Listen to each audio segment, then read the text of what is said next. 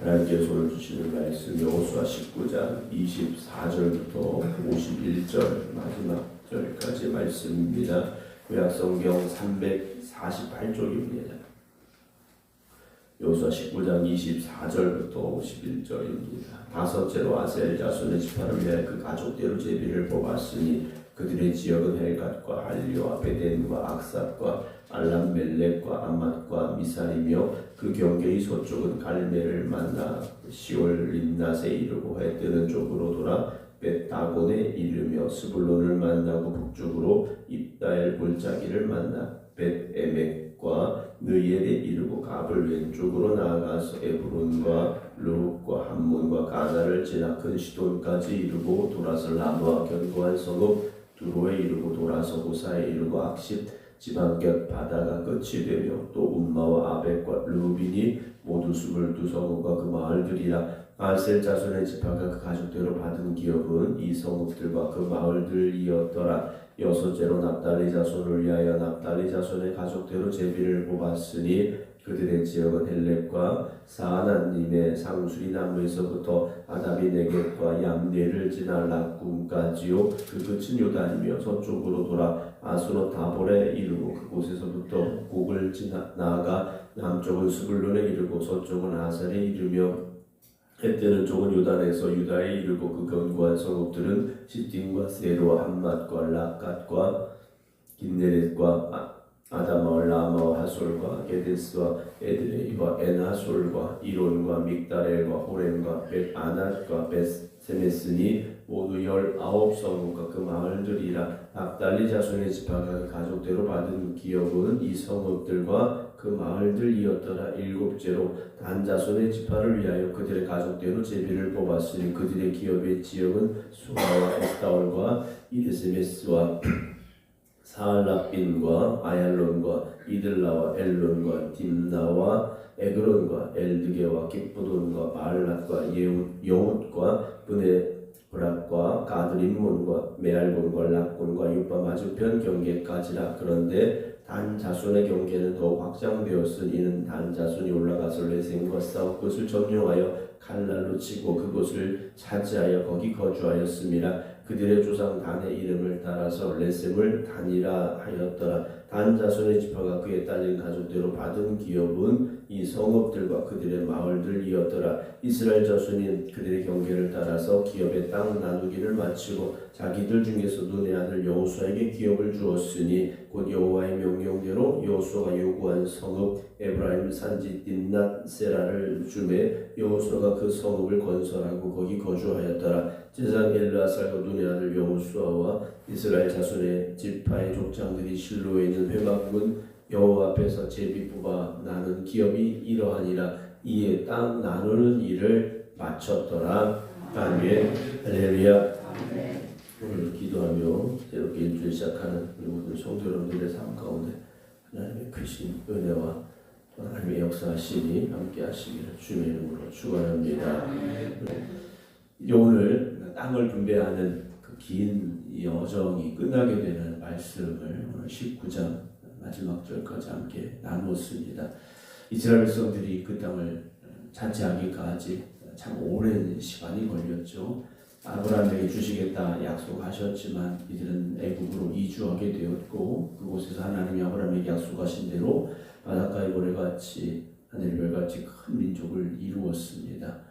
그러나 여전히 노예의 삶을 살고 있던 그들을 하나님께서 모세를 지도자로 세우셨고 그리고 모세와 이스라엘 백성들이 애굽을 나와서 홍해를 건넜고 광야의 40년 세월을 지나며 하나님의 군대로 온전히 세워지게 되고 그리고 믿음의 발걸음을 내디뎌서 이제 요단강을 건너게 되었고 그리고 가나안 땅에 들어가서 전쟁을 시작하게 됩니다.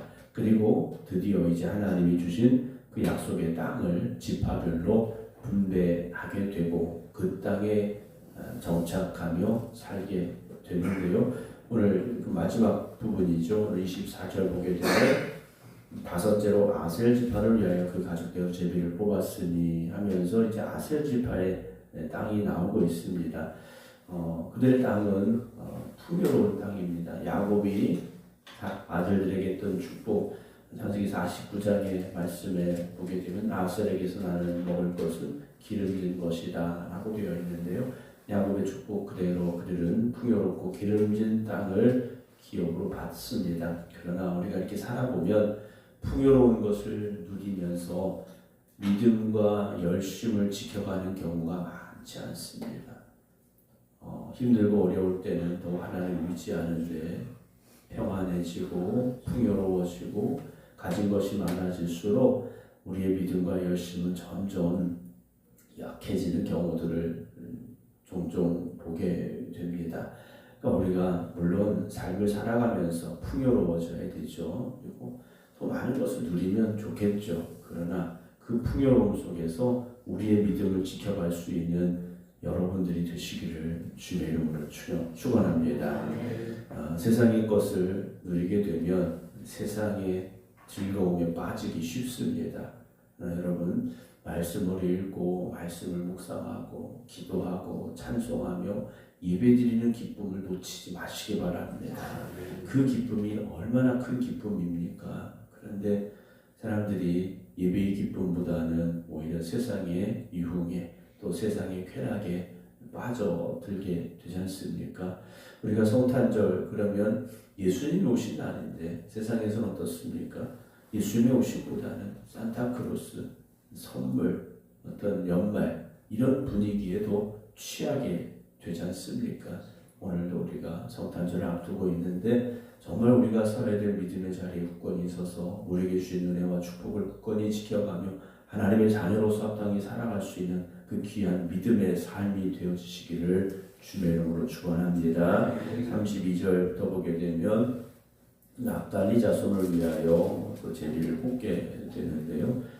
이 납달리 자손은 이스라엘 가장 북쪽을 땅으로 받게 됩니다. 이스라엘 북쪽인데 어찌 보면 변두리죠. 우리로 말하면 변두리입니다. 수도에서 멀어진, 서울에서 멀어질수록 땅값이 떨어지고 별로 좋은 환경이 아니다라고 우리가 생각을 합니다만 이들 역시 변방의 땅을 받게 됩니다. 그런데 이 납달리는 어떤 곳이냐? 납달리는 어떤 곳이냐? 예수님께서 활동하셨던 가버나움과 갈릴리 지역을 지칭하는 곳이 바로 이 납달리의 땅입니다. 수불론 지파에 대해서도 함께 말씀을 나눴는데 나사렛과 가버나움이 갈릴리 지역 이제 이후에 물론 세월이 많이 지나갑니다만 예수님께서 한 걸음 한 걸음 그 걸음을 걸어가시며 복음 전하셨고 하나님 나라를 선포하셨던 기적과 치유의 자리가 일어났던 자리가 바로 이런 자리였다라는 것이죠. 오늘 우리의 삶이 물론 척박할 수 있습니다. 내가 기대하는 대로 되지 않을 수 있습니다. 그러나 우리에게 주어진 믿음의 자리를 잘 지켜가면 언젠가 주님께서 우리 안에 역사하시고 우리를 통하여 놀라운 일들을 이루어 가시는 기적의 자리가 되어질 줄로 믿으시기 바랍니다. 믿음의 자리를 아름답게 또 굳건히 지켜 가셔야 됩니다. 다른 사람들이 보기에는 그리 중요하지 않을 수도 있습니다. 사람들이 알아주지 않을 수도 있습니다. 그런데 하나님 앞에 붙잡히면 됩니다. 하나님이 알아주시면 됩니다. 그 사람은 언젠가는 하나님 앞에 크게 쓰임받는 사람이 될 것이고 또 하나님의 은혜 가운데 하나님의 영광을 높여드리는 그런 자리가 되어질 줄로 믿으시기를 주의 이름으로 축원합니다. 어제도 강미사님하고 저희 집안 미자리교회 목사님들 6교회 목사님들 구역회가 있어서 참석을 했었는데요. 작은 교회 목사님들이 가지고 있는 그런 고민들이 있지 않습니까? 열심히 목회를 하는 것 같긴 한데 교회의 변화가 없고 오히려 더 힘들어지는 그런 상황들을 이야기를 하시더라고요. 물론 저도 처음 목회하면서 정말 힘을 다 쏟아 부었고 또 최선을 다했지만 점점 힘들어질 때도 분명히 있습니다. 그러나 제가 말씀을 드렸어요. 그 자리를 잘 지켜가시라는 당부를 드렸습니다. 그 자리를 잘 지켜가다 보면 하나님의 때가 있고 하나님이 쓰실 때가 있는 것, 하나님이 역사하실 때가 있는 것, 그런 고백들을 말씀을 드렸어요. 그런데 제 바람이 잘 전해졌는지는 모르겠습니다만 사랑하는 성도 여러분, 우린 마찬가지입니다. 나에게 주어진 자리가 내 마음에 드는 사람이 얼마나 있겠습니까? 이런저런 부족한 것들 또 불평할 것들이 다 있겠죠. 그러나 가장 중요한 것은 하나님이 나를 붙잡아 주시면 됩니다. 하나님이 나를 세워주시면 됩니다. 내가 서려고 하면 넘어질 수밖에 없다. 내가 열심히 일하려고 하면 지칠 수밖에 없다. 어제도 말씀을 드렸지 않습니까? 하나님이 세워주시는 그날이 있습니다. 하나님께서 반드시 역사하시는 그날이 있음을 믿으시기 바랍니다.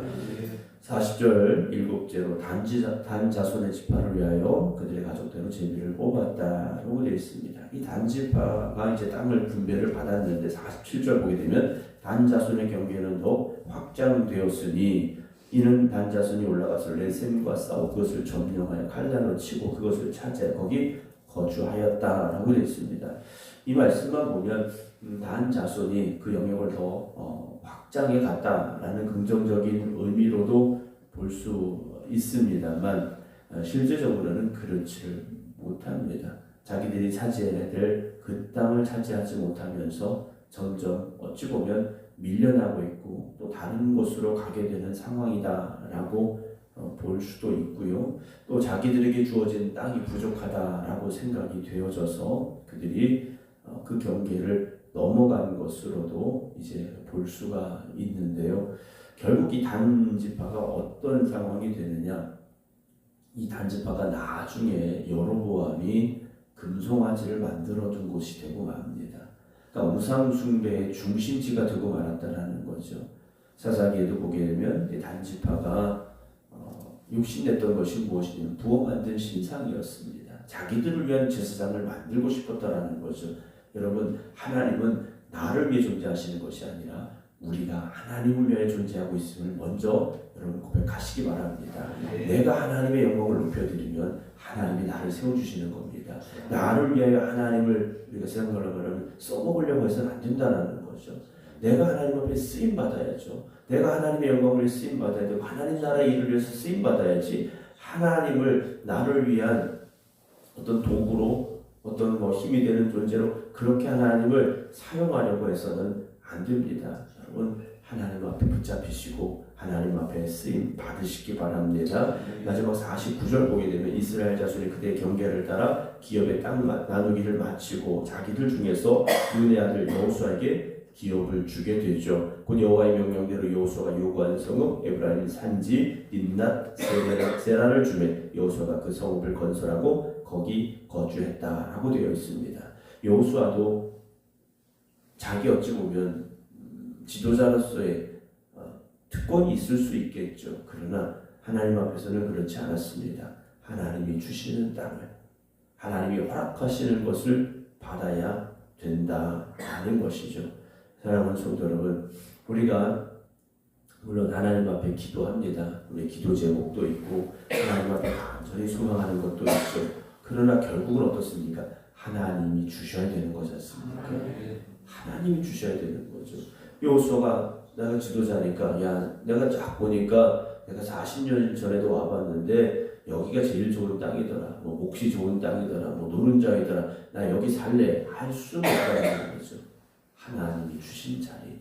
여러분, 그 자리가 비록 내 마음에 들지 않을 수도 있지만 그곳에서 최선을 다하시기 바랍니다. 나에게 주어진 사명의 자리에서 여러분 열심을 다하시기 바랍니다. 그렇게 우리가 남들과 비교하지 않고 불평하지 않고 감사함으로 충성하며 헌신한다면 우리는 하나님 앞에 충성된 종이 될 수 있습니다.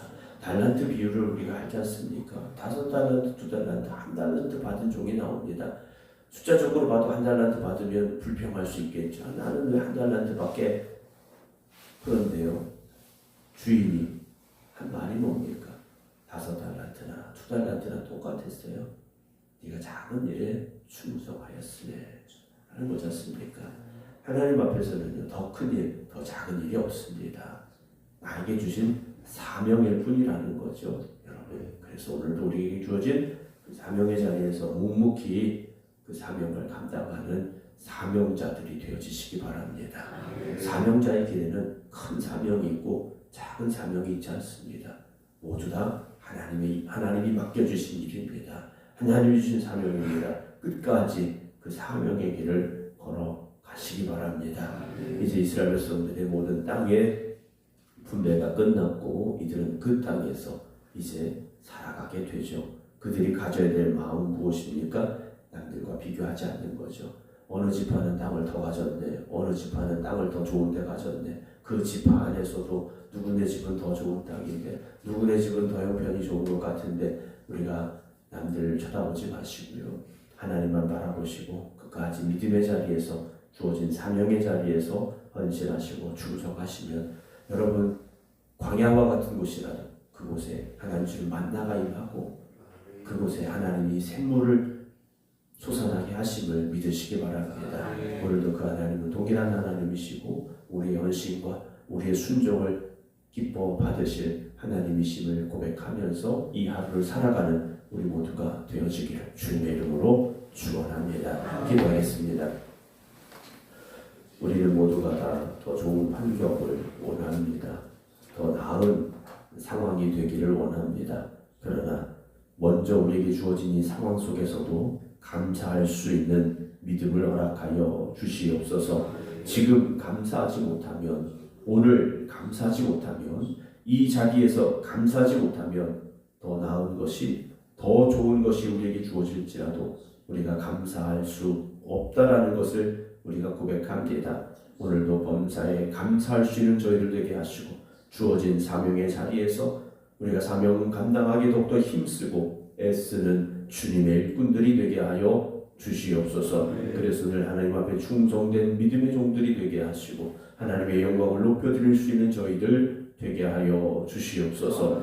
기도하며 또 이번 한 주간을 시작합니다. 주님, 기도하는 성도들을 붙잡아 주시옵소서. 하나님을 의지합니다. 하나님만 바라봅니다. 하나님만이 우리의 삶에 도움이 되십니다. 고백하며 월요일을 시작하오니 이번 한 주간도 주님께서 예비하신 은혜를, 주님께서 예비하신 축복을 저들에게 부어 주시옵소서. 이제는 우리 주 예수 그리스도의 은혜와 아버지 하나님의 무한하신 사랑하심과 성령님의 감동 감화교통 역사하심이 오늘 우리에게 주어진 삶의 자리에서 감사하며 최선을 다하겠습니다. 기도드리는 모든 성도들 위해 이제부터 영원토록 함께 하시기를 간절히 축원하옵나이다. 아멘.